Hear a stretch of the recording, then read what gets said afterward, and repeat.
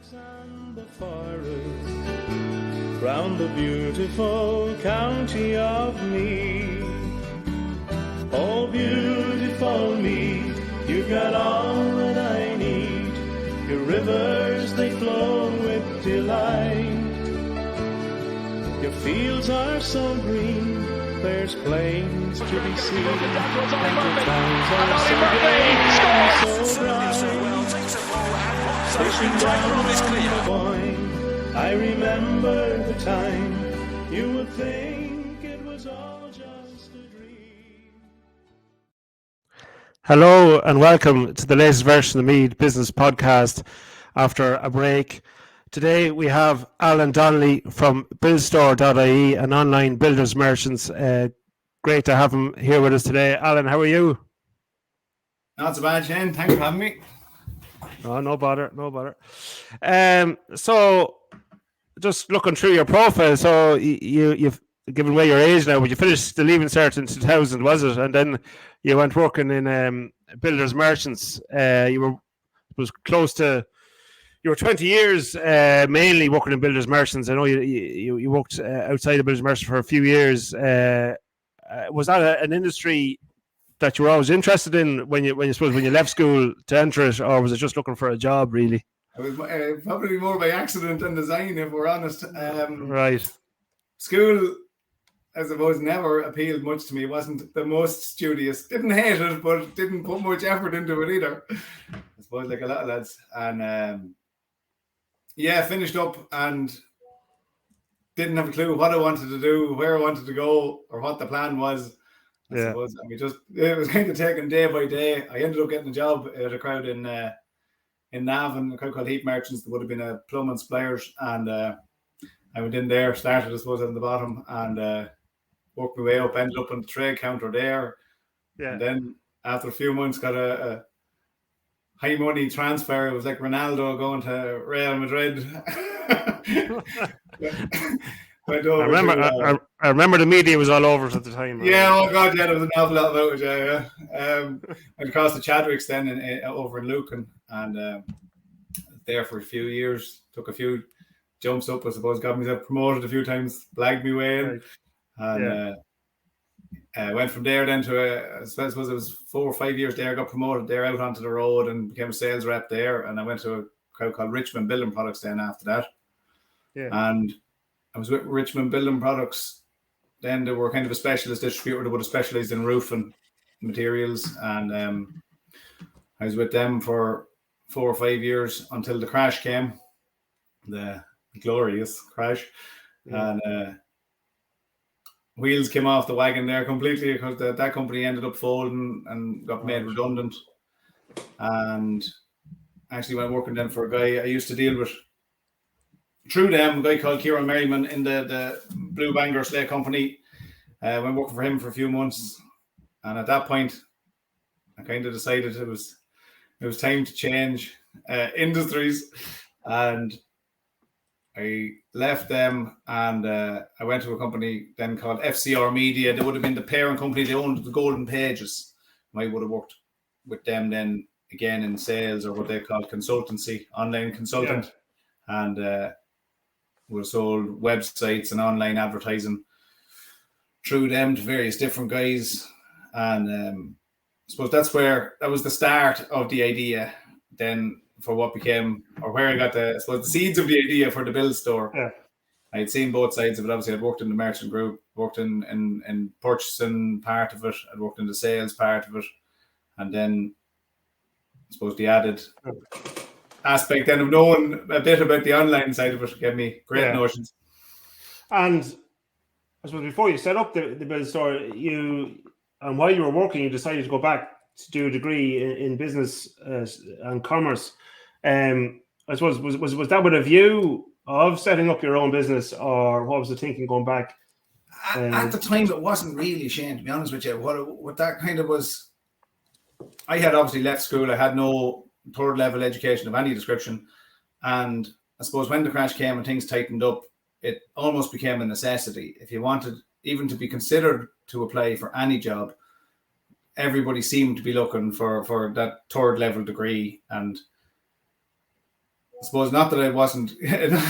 I always considered myself quite capable, but I suppose it wasn't on the CV. If you don't have it, people are looking for it. So I decided we'd at least fill in one of the blanks. I went back then at night and did it.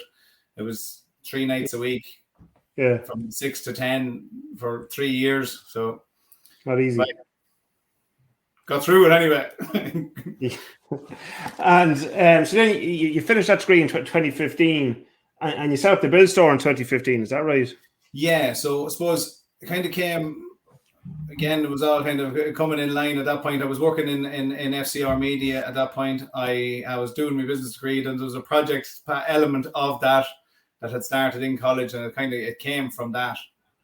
I suppose I had the start of it done, I had the business plan of it done. We had I had the bones of the idea made up, and I just continued on with it slowly. Then it took a few more years after that before I took into doing it full time, but that's where it started. And so at the time you were working a full-time job, and also you had this. So the Buildstore was a part-time at the time, was it? Yeah, absolutely. A position where you could work full-time on it. Yeah, and I suppose that's how it started out, and I started dabbling back into it then. Dealing with guys who I would have known from a previous life and who still worked in the construction industry. I would have been buying bits of products for them, and it kind of started off slowly in that I would have been dealing with guys that I would have known, and then it was a point of a word of mouth. There wasn't an awful lot of I suppose advertisement or weight put behind it. It kind of snowballed organically from there. I was dealing with guys doing their own thing, and I would have maybe started off helping them out. Right. So what is it actually, the Buildstore? So what is it you do? So in simple terms, we are basically an online builder's merchant is what we are. Yeah. Now, not in the true sense of the word, in that we do have a couple of builder accounts, but it's not a business that we chase. What we predominantly look for on our retail side of things is looking for people building a one-off house, or people building their own houses, or builders building one-off houses. We don't chase big, high-volume site work or anything like that. But it will be the predominantly the one-offs, people building their own houses. Right. Our specialist kind of thing for the one-off house, and for people building the one-off house is roof coverings. So like of your fibre cement slates, your natural slates, clay tiles, ridge tiles, right. Ventilation, and all the bits that come with the roof. Right. Okay. And you also specialize in guttering as well. Yeah, we have the agency for a company called Alumask. So Alumask are an architectural rainwater. So there's a couple of different strings to that bow. There's a kind of a heritage side of it where you would deal with predominantly listed buildings, the likes of, say, with the OPW, or any houses that had a conservation order on them. So we would supply the old cast iron gutters and downpipes for the likes of those jobs. That's not really a retail job, or that's not something that the one-off house or the ordinary consumer would be looking for. It's quite specialized. There's specialist fitters that do it, and conservation contractors that would do it and use it. So we would chase them, or how that started was just one at a time, picking them off, I suppose, approaching them, cold calling, which is what I had done for 20 years previously. Yeah. And you basically bring them on board and try and farm them, try and give them a good service, try and give them what they want, and then try and stock the products that they're going to be predominantly using, so that you actually become something useful in the supply chain, that you've something to offer them. Yeah, fair enough. And then for the person building a house, your main specialist is then slates, is it? Yeah, no, there would be a different range as well in the likes of the Alumask range, the offering that they have, which would be more of a domestic offering, which would be like aluminium gutters and downpipes, which would be much more in line with pricing and competitive with what would be on the market for one-off houses as well.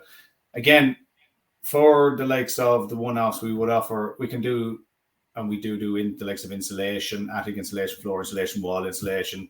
We do your plasterboard and slabs, and we would do a range of composite decking for your garden or flooring and doors for inside. We don't get into the sand and cement and the blocks and the heavy. Right. We would get into the kind of the fit more so of the finishes would be our speciality. Yeah, fair enough. And do you deliver to all over Ireland? Yeah, we've north and south, and we've delivered to the Aran Islands. There's another job going there in 2 weeks. Aran Islands, right? Yeah. So you have a boat, you do. Nationwide, yeah, we've the boat store. It's in New York. I'm starting now. So when you were working initially in a full-time role and then part-time Buildstore, how did you get to grow it? Or I imagine it wasn't easy having your own company and also having a full-time job and trying to grow that. And how did you get into a position too that had grown enough for you that could work full-time on to it? make the jump? Yeah, I was working by the time I left, I'd moved over. I had left FCR Media. I got a phone call one time from a guy who used to work with Ray Spain. He passed away a few years ago, but Ray was the sales director in SIG at the time, and he asked me, there's a vacancy there for a guy to run the roofing division in SIG. And this had come very closely to a time when I was about to make the jump to go do my own thing, and Ray came along and he asked me, would I go and do this? So I ended up going there for another 3 or 4 years. I'd explained to him at the time what I was doing and what was going on, and I was all okay on that side of things. But obviously, you have to be kind of careful not to have any cross-contamination or to have any, I suppose, conflict of interest when you're doing it. But I ended up then in SIG for 3 or 4 years, and it was actually at the end of the first lockdown in COVID. Ray actually passed away suddenly out of the blue. He was a young man, in his early 50s. He passed away suddenly, and I suppose at that point I kind of had a reevaluation of what it was life and work and all of that, and I decided at that point I decided it was now or never. And I suppose the business itself, the Buildstore, wasn't fully viable to carry wage and a mortgage and everything at the time, but my very supportive wife agreed that it was time to give it a shot. And she puts up with a lot.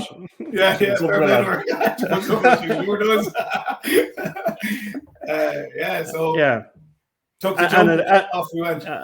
And fair play to you and her. And has it grown year on year since you've worked on it? Yeah, so I suppose I started off, I went fully solo on my own, fully self-employed in August, maybe 3 years ago. And year on year, we've increased our turnover. And I suppose this year please God, we'll be sniffing 2 million turnover by the end of the year, the way things are going, which is, it's quite busy. We're still a small staff. There's 2 of us here full-time, and I have 2 part-timers as well. So it is quite busy. It's quite hectic. Yeah. And where do you hold the stock at? So actually, very lucky in that side of things. I rented, when I started out first, I rented a unit in Trim and was working out there for a while. But again, just with everything else, I suppose that business is hard enough at the minute. There was the cost of obviously renting, and it was what I seen as dead money heading out. So lucky enough to have, I suppose, facilities at home that were part of the family, and I invested a few quid into them, a few quid into that, and tidied the place up. Loads of concrete and loads of shelves. Right, pretty good. We have about 8,000 square foot of warehouse space now at the minute, all racked out. Not full to the rafters, but full enough. Yeah. Fair enough. And I suppose since you started, have you had, a lot of businesses have had issues with supplies and prices and that type of thing. Has that affected your business in any way? No more than anyone else, I suppose. You have to be you have to be agile, especially in everything with online, because the prices are there for all to see. It's not a case of somebody comes to you for a price and you can go and ring a supplier and ask for it. I suppose what we like to try and offer is that transparency from the very, very start, that people actually come onto the website, they can make a decision there and then, they can see a price and they can go. The problem with that is when they can buy that product online, and if you're not up to date and not accurate with your pricing, it's either a waste of time or can be very painful to the pocket. Yeah, fair enough. And I suppose so. You do gutters, drainage, obviously slates. You do windows as well, do you, Alan?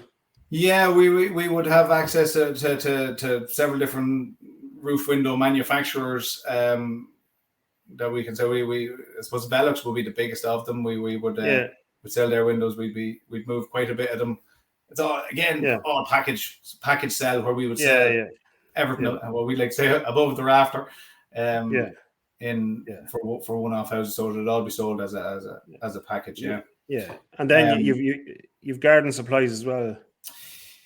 So we was another thing that started out of we got an inquiry one week for composite decking. Do we do it? We blagged it and said yes, and we went off to see if we could find where it came from. Right. And it's been another very, very successful product for us. We work with a distributor there, a very large distributor in Dublin, who, in fairness to them, they've been very, very supportive to us. We were small, we came out of nowhere, didn't know us from Adam, and they gave us a shot. And look, we've repaid it. We've been very, very good to them in sales wise, payments wise, the whole lot. But in fairness, they opened the door, they gave us a shot, and it's worked out really well. It's another one of them things that, again, like everything else, you know yourself, it's kind of a relationships thing. We are small. It puts some people off. They don't be very, very enthusiastic to take a risk on you when they don't know you. But I suppose anyone that's taking a risk with us at this point has we've repaid them with kind of honesty and up-to-date payments, and we appreciate the access obviously as well.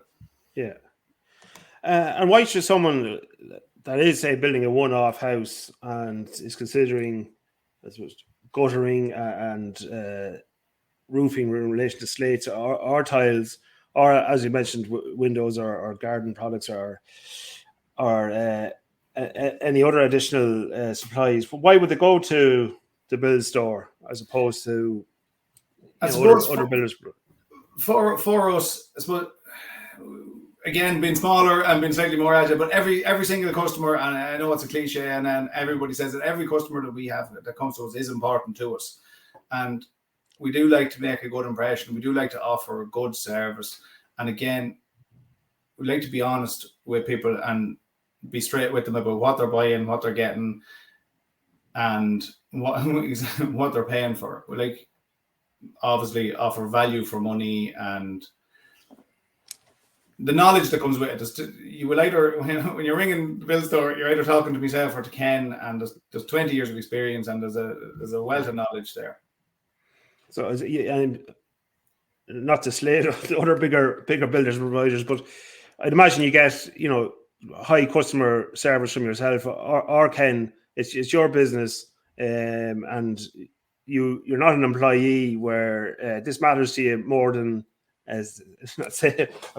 Absolutely, and that's something that we would pride ourselves on. In that, when somebody's looking for something, you can obviously, with some of the roofing materials, there's certain pitfalls to natural slates. There's varying different grades, not to get too boring or to get too into it, but there's varying different grades that you can get, and there's different slates that you can get, and there's different issues that can be that can arise. If somebody knows that that's coming or knows how to deal with that, or they're told from the start that that's coming, it's not a problem. It's an absolutely massive problem if it hasn't been mentioned or somebody hasn't told them. We don't like any of the after the fact kind of findings, if you know what I mean. You don't like to somebody say when it's all gone wrong, but sure, that's what you bought. And like any business, but especially a business that's growing like yourselves, repeat business is highly important. And imagine absolutely, and again, with dealing with one-offs and people that they don't tend to come around again. People tend to build one house and maybe two if they're lucky. But the word of mouth you get, somebody is building a one-off house, we find if you do a good job, you get 2-3 kind of referrals out of that. And generally when we get talking to people or when we're pricing something for people, we offer the whole service. Say, for instance, you were building your house and you wanted to know what you needed for your roof. We take a set of drawings. There's no obligations to take off. Look, maybe, I don't know, maybe we're offering a bit above the odds on it, but we'll do a full takeoff for you, basically down to the nails and the screws that you need for fixing everything. So it'll be slates, all the accessories, ridges, nails, windows, the whole shooting gallery, whatever is needed above the raft or to waterproof to finish the house, we'll offer that in a quotation. Very good. And talk anyone through it if they need to know anything or they want to see samples or they want to see previous jobs. If they want to come here, they can see samples, or if they want, I can put them in the car and we can bring them and we can show them any slate that they want on a roof. Fair enough. And then in relation to the specialist heritage guttering, would there be much in the way of competition for that in the country? There are a few companies at it, yeah. There are. It's not a highly competitive market, Shane, to be honest with you. It's quite specialised. It's quite labour intensive. Again, the likes of, say, the cast iron, for example, we have supplied the American Ambassador's residence in the Phoenix Park. We're currently supplying a job in Dublin Zoo. There's another job on